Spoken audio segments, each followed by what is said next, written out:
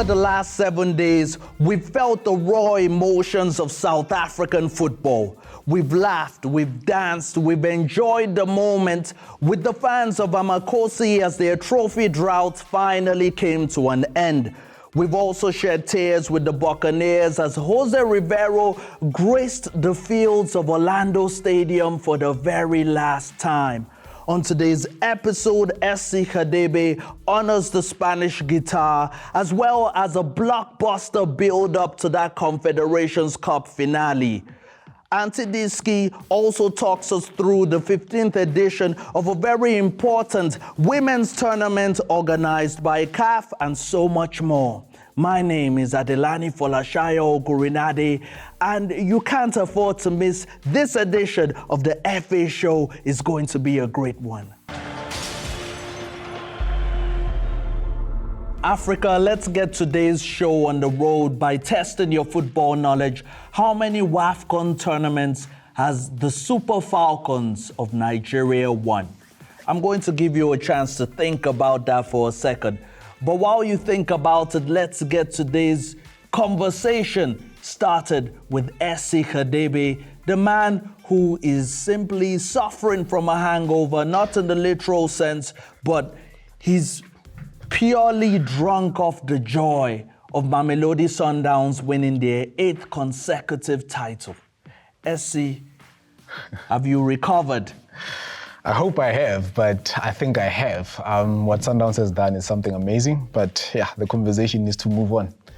We've got a 24-hour rule at Sundown that says you celebrate for 24 hours, the next one you work. So let's work, man.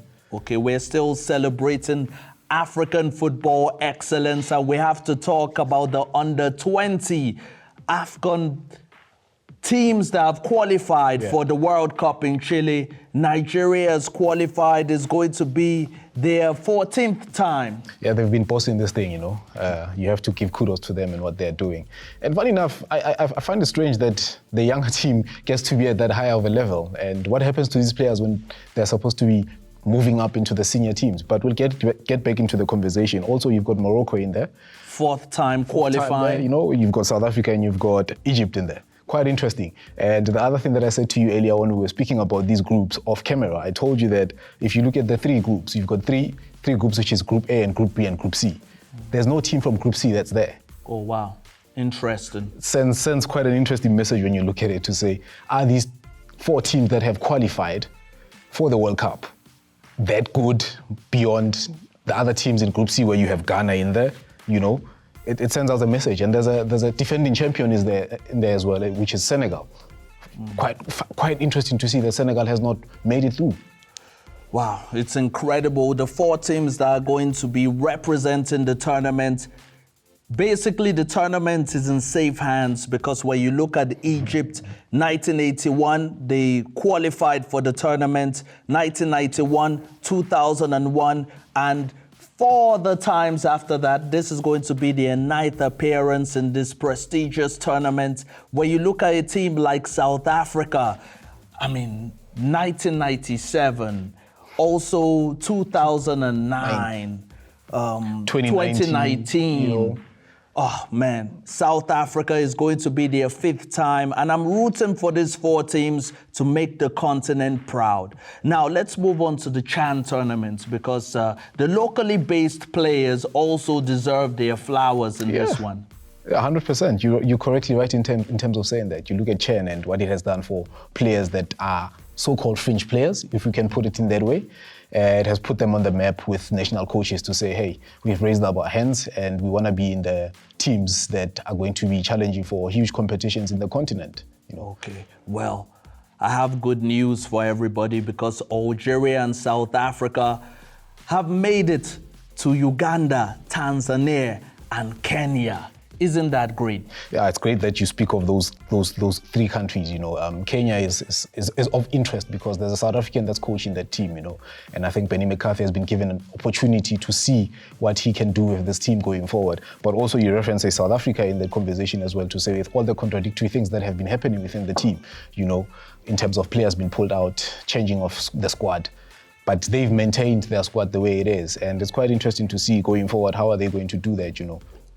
So the CHAN tournament We've spoken about, well, briefly, that Algeria and South Africa have made up the 19 teams that will be playing in this tournament. It's going to be fireworks. And also the 4 teams that will be representing Africa in the World Cup in Chile. Now, we have to move on to what happened locally, because I don't know whether you felt it. Did you feel it? There was a mini earthquake in South Africa because Kaizer Chiefs finally ended their 10-year trophy drought. Finally.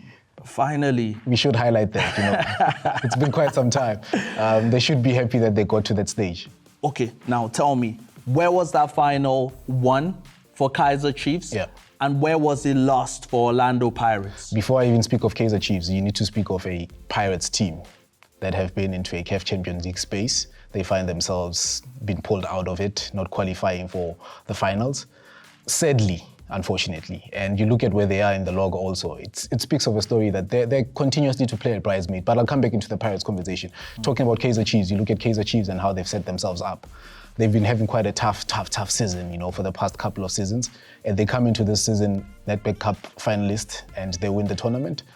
It sends out a message to say, going forward, they need to find themselves playing in that space. They are fighting for a position in the top 8 position.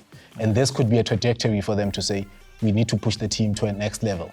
For me, when I look at this final and how they won it, they won this in terms of the midfield. I think they pegged that midfield well. They had a Chile there who knows how to marshal the midfield. They had a captain, Yusuf Mat, who knows how to prize on Orlando Pirates goalkeeping issues. For instance, if you look at the previous derby prior to this season. Orlando Pirates has goalkeeping issues. I'll tell you why this is news to me, because Chain is as solid as they come for me. He's been quite an interesting player to look at. Even when you look at into the CAF Champions League space, you look at that in terms of the aerial balls that he's not been able to command. We can talk about Fiston Mayele, but we're not on that conversation. Why I reference him in the conversation? You look at the game that he was playing. Yusuf Mat knows where to find Sipho China's weaknesses. It's not the first time. This is the second time he finds Sipho China's weaknesses. And I think it's because of the Pirates' defense. And they're leaving the young Bogazi to do the job that needs to be done. You've got CBC in there. You've got a player that is well-renowned to know how to marshal his defense. But in this case, I think they found pockets. Kaizer Chiefs found pockets and how to penetrate the whole entire defense and use that. They had Makaula. Makaula was awfully tired if you look at the game itself. I think Chile was stable enough. And also we need to give credit to Nabi. He's been having a tough season. He's been having a tough season in terms of complaining about the number of players that he has at his exposure. He had injuries. He had players that are not performing. You look at the and he also made the key changes in goal, in particular, bringing in Peterson. Well, Kaizer Chiefs fans continue to enjoy your victory. 14 goals they scored all the way to the final. Well, on their way to the final, and the whole continent, I guess, has to celebrate with Kaizer Chiefs. On that note, we'll be going on a short break. When we come back, we'll be talking about a special man Orlando Pirates had to say goodbye to. Stay.